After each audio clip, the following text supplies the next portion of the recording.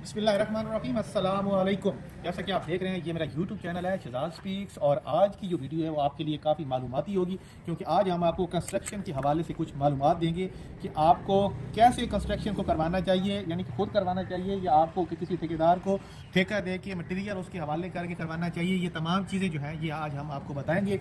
इससे पहले अगर आपने हमारा चैनल सब्सक्राइब नहीं किया हुआ तो आप हमारे चैनल को सब्सक्राइब कर लें, लाइक कर दें, शेयर कर दें और बेल आइकन के बटन को दबाना ना भूलें, ताकि हमारी हर आने वाली वीडियो आप तक आसानी पहुंचे। अब जैसा कि आप ये देख रहे हैं कि ये न्यू डेवलप एरिया है इल्ताफ टाउन का फेज़ 2 जोहराबाद डिस्ट्रिक्ट खुशाब के अंदर। ये अब एरिया हो रहा है डेवलप। आप देखिए तो ये 30 फुट की गली है, मेन रोड है, मेन रोड से 30 फुट का एंट्रेंस है, जहाँ पे अब जो है वो अच्छी अच्छी बेहतरीन कोठियाँ लोग बना रहे हैं। ये देखिए, ये वाली कोठी भी एक तामीर हुई है अभी कुछ दिन पहले। ये भी एक हमारे दोस्त हैं, वो इन्वेस्टर हैं, उन्होंने इसके ऊपर काम किया है और अब उनको अच्छी खासी इसके ऊपर जो है वो सेल करके रुपया उन्होंने कमाया, बचत हुई अच्छी खासी। ठीक है, अब नेक्स्ट हमारा ये जो प्रोजेक्ट है, ये हमारे एक दोस्त हैं वो बना रहे हैं प्रोजेक्ट। हमारा वीडियो बनाने का जो मकसद है वो ये है कि आपको ये मालूमात दें कि कंस्ट्रक्शन के ऊपर कितना खर्चा होता है, कितनी लागत होती है, ये चीज़ें आपको मालूम होनी चाहिए। तो ये जितना आप यहाँ पे आप देख रहे हैं, इसकी तामीर आप देख रहे हैं, ये इन्होंने खुद ऊपर खड़े होकर इसको तामीर करवाया है। वीडियो को गौर से सुनना है, तो चंद ऐसी चीज़ें हैं जो कि आपकी मालूमात में इजाफा फराम करेंगी। जैसा कि मेरा तल्लक रियल एस्टेट से है, तो मेरा हर काम जो होता है वो इस हवाले से होता है कि जहाँ पे आपने कोई प्लाट वगैरह ख़रीदना है या आपने कोई कोठी बनानी है, तो आपको उसके ऊपर मुफीद जो मालूमात है वो मैं फराम कर सकूँ। तो अब ये आप यहाँ पे देखें तो ये ग्रे स्ट्रक्चर है। सबसे पहले आपको ये प्लाट की जो पैमाइश है वो सबसे बेहतरीन होनी चाहिए। जहाँ पे आपने घर बनाना है या आपने उसको सेल करने के लिए, फरोख्त करने के लिए उस लोकेशन को आपने डिसाइड किया है, तो उसका फ्रंट जो है वो अच्छा होना चाहिए। फिर उसके बाद नेक्स्ट आपने क्या करना है कि आपको एक अच्छा ठेकेदार जो कि आपका घर बनाता है, उसमें टाइम पीरियड, पहले मैंने वीडियो में आपको टाइम पीरियड बताया था कि कितने टाइम में एक घर तैयार हो जाता है, यानी कि जैसे कि 4 से 5 माह के अंदर आपको फुल घर फर्निश करके आपको तैयार करके दे दिया जाता है। उससे ज़्यादा टाइम बिल्कुल नहीं लगता।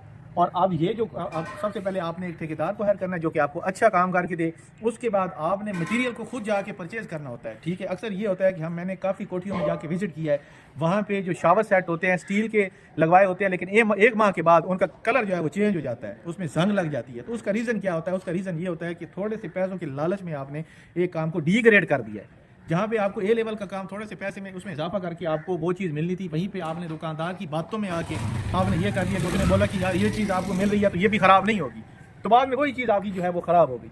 तो ये चीज़ें हरगिज़ आपने नहीं करनी। अगर आपने उसको सेल करना है आगे, तो आप वैसे ही काम करवाएं कि जैसे आपने खुद अपनी रिहाइश के लिए काम करवाना है, ताकि आगे भी आपने काम करना है तो आपकी उसमें वैल्यू बने, आपकी इज्जत हो, आपकी रिस्पेक्ट हो, और कस्टमर जो है वो आपके प्रोजेक्ट में जो है तैयार होने से पहले ही आपको उसका एडवांस दे दे, ताकि आपके ऊपर उसको भरोसा होना चाहिए। अब नेक्स्ट लोग गलती क्या करते हैं? एक तो गलती ये करते हैं कि वहाँ पे आप सेंट्री का काम करवा रहे हैं तो उसको आपने ए लेवल का नहीं करवाया। ठीक है, उसके बाद आपने जो उसके अंदर ईंट यूज़ किया है, ठीक है, अब आपने नीचे जो है वो कैटेगरी डिफरेंट किया है, ऊपर आपने फिर डिफरेंट कर दिया है, फिर उसके बाद 2-3 कलर की आपने ईंट उसको यूज़ किया जाए, तो फिर उसमें भी आपको जो है वो दुश्वारी पेश होती है उसके सेल में, क्योंकि जब तैयार करने के बाद उसमें काफ़ी जो है वो दराड़ वगैरह आपको महसूस होता है कि वो आ जाती है। ठीक है, तो ये चीज़ें होती हैं, इनसे आपने इन चीज़ों से बचना है। नेक्स्ट जो थर्ड जो इसका ये है कि आपने उसके अंदर एल्युमिनियम का जब काम करवाना है तो आपने उसकी क्वालिटी देखनी है, उसकी गेज के हिसाब से आपने एल्युमिनियम का काम करवाना है। पेंट आपने अलग क्वालिटी का करवाना है। सीलिंग आजकल जो सबसे जो है आजकल फॉल्ट आ रहा है वो सीलिंग के अंदर आ रहा है। सीलिंग के अंदर क्या फॉल्ट आ रहा है कि अक्सर लोग सीलिंग करवाते हैं, 1 माह के बाद सीलिंग में दरारें आ जाती हैं और वो अक्सर सीलिंग जो है वो नीचे गिर जाती है, जहाँ पे अक्सर लोगों के नुकसान हुए हैं।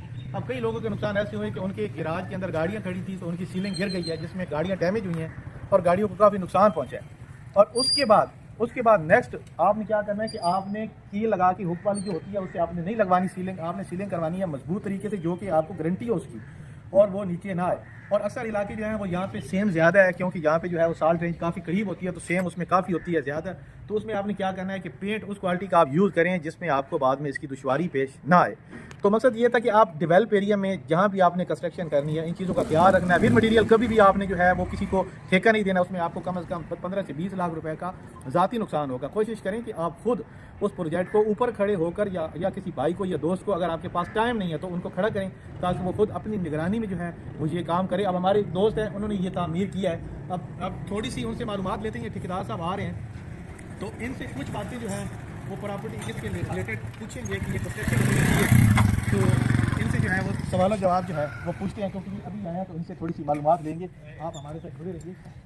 अस्सलाम वालेकुम जी, जनाब क्या हाल चाल है? ठीक हो? खैरियत है सर? ये यूट्यूब के उत्ते साढ़ा चैनल है उस उत्ते कुछ मालूमात अस देने लोगों को प्रॉपर्टी के रिलेटेड ते कुछ कंस्ट्रक्शन के रिलेटेड तुसें मैंने ये दसना भाई 5 मरले की कंस्ट्रक्शन के उत्ते एक क्वालिटी का काम करन दे नाल कितना खर्चा होंदा लो क्वालिटी का काम करन नाल कितना खर्चा होंदा ताकि लोगों को मालूमात इजाफा हो जी तकरीबन जी मैक्सिमम प्लाट की रेशो कट के ना जी उच्च थोड़ी बोल प्लाट की रेशो कट के ना जी उत्ते 5 मरले की डबल स्टोरी ते तकरीबन 55 लाख रुपया खर्चा होंदा 5 मरले की डबल स्टोरी कंस्ट्रक्शन करके ठेकेदार साहब कह रहे हैं कि 55 ਦੇ ਵਿੱਚ 55 ਲੱਖ ਰੁਪਏ ਦੇ ਵਿੱਚ ਡਬਲ ਸਟੋਰੀ ਤਿਆਰ ਹੋਵੇ हाँ जी यार ਉਹ ਲੋਕ ਗਲਤ ਆਦੇ ਨੇ ਜਿਹੜੇ ਲੋਕ ਤੁਹਾਨੂੰ ਇਹ ਗੱਲ ਕਰਦੇ ਨੇ ਕਿ ਯਾਰ 70 75 ਇਸ ਤੋਂ ਬਾਅਦ ਡਬਲ ਸਟੋਰੀ ਤੇ ਖਰਚਾ ਹੋ ਜਾਂਦਾ ਇੱਕ ਰੀਅਲ ਬੰਦਾ ਹੈ ਜਿਹੜਾ ਕਿ ਤਾਮੀਰ ਕਰ ਰਿਹਾ ਮਕਾਨ ਨੂੰ जी ਔਰ ਇਹ ਖਰਚਾ ਵੀ ਦੱਸ ਰਿਹਾ ਕਿ ਇਹਦੇ ਤੇ ਇਤਨਾ ਖਰਚਾ ਹੋ ਜਾਂਦਾ हाँ जी इतना खर्चा होना 55 लाख रुपये तैयार होने जी ਅੱਛਾ जगह की रेशो कट के ਜਗ੍ਹਾ ਦੀ ਰੇਸ਼ੋ ਕੱਟ ਗਈ ਹਾਂਜੀ। ਅੱਛਾ ਇਹਦੇ ਵਿੱਚ ਹੁਣ ਅਕਸਰ ਲੋਕ ਜਿਹੜੀਆਂ ਗਲਤੀਆਂ ਕਰਦੇ ਨੇ ਜੀ। ਇਹ ਜ਼ਰਾ ਥੋੜੀ ਜਿਹੀ ਤੁਸੀਂ ਇਹ ਦੱਸਣਾ ਬਈ ਕਿਹੜੀ ਕਿਹੜੀ ਚੀਜ਼ ਦੇ ਵਿੱਚ ਗਲਤੀ ਹੋਣੀ ਹੈ ਜਿਹਦੇ ਵਿੱਚ ਕੋਠੀ ਰੁਕ ਪੈਂਦੀ ਅੱਗੇ ਸੇਲ ਨਹੀਂ ਹੁੰਦੀ ਉਹਦੀ ਵਿੱਚ ਰੁਕਾਵਟ ਪੇਸ਼ ਆ ਪੈਂਦੀ ਕਿਹੜੀ ਚੀਜ਼ ਆਉਂਦੀ ਸੀ